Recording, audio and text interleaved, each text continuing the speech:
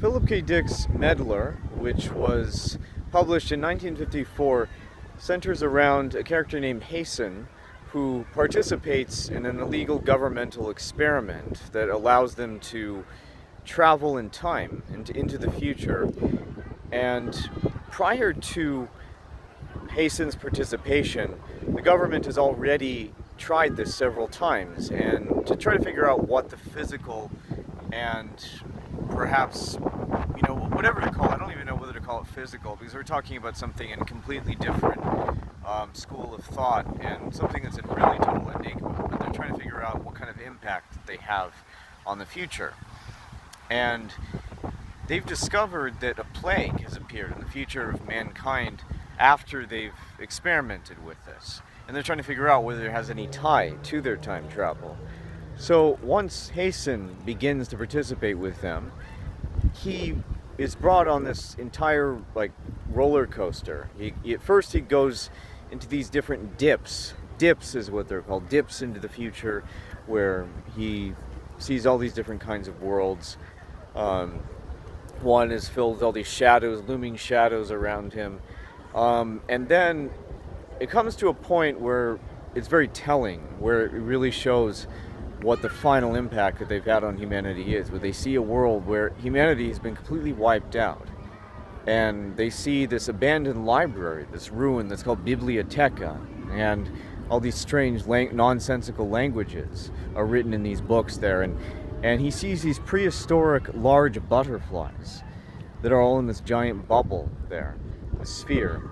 And so he really just, at this point, does not understand how this came to be. Because at this point, things are so far into the future that things are practically unrecognizable. And this whole predicament raises many questions about not just the social aspect of time travel, like what impact can you have on humanity, but really the very physical, scientific level that we're talking about. What would happen on an atomic level if you were to travel in time, and how much will you be really a spectator with a very inconsequential kind of existence versus something that actually can have a ripple effect on that world, even if it's something that doesn't seem to make logical sense.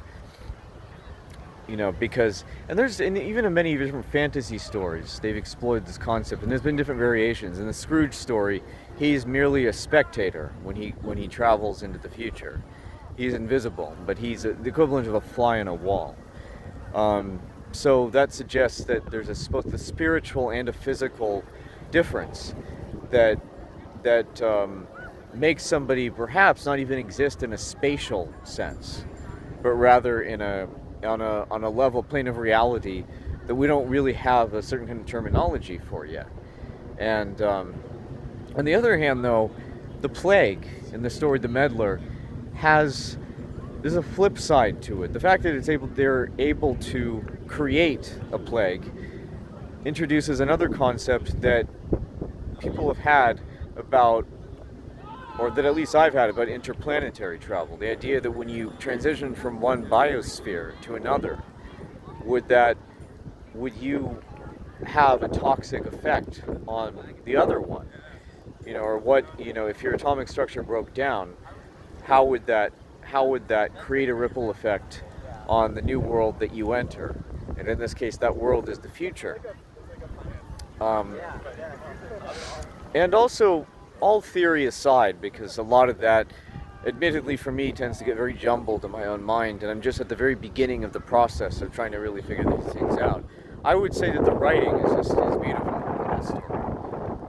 It's very, that's when you start to see him tap into that slightly more kind of Lord Byron, kind of romantic, poetic, Edgar Allan Poe-esque type of style that you don't see in a lot of his other stories.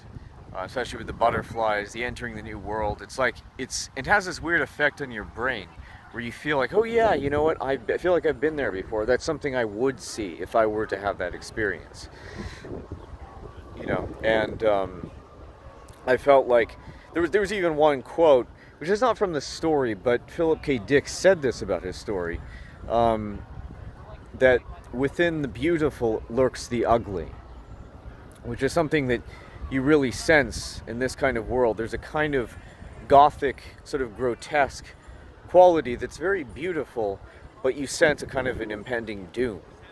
You sense that there's something is wrong, and but there's a part of you that would really want to live in this kind of new world that he enters. There's something very tempting and enticing about it. It feels like kind of like that forbidden fruit feeling, like you're grasping onto something that you would feel like, oh, I shouldn't have that. And that's partly, I think, that the whole part of the whole savory kind of power of the story that he's trying to create. It's this illegal, forbidden practice, and then once he gets that forbidden knowledge, they're able to actually create a lot of these really amazing transformations. And I highly recommend it. It's a really amazing story, and I'll see you in the next video.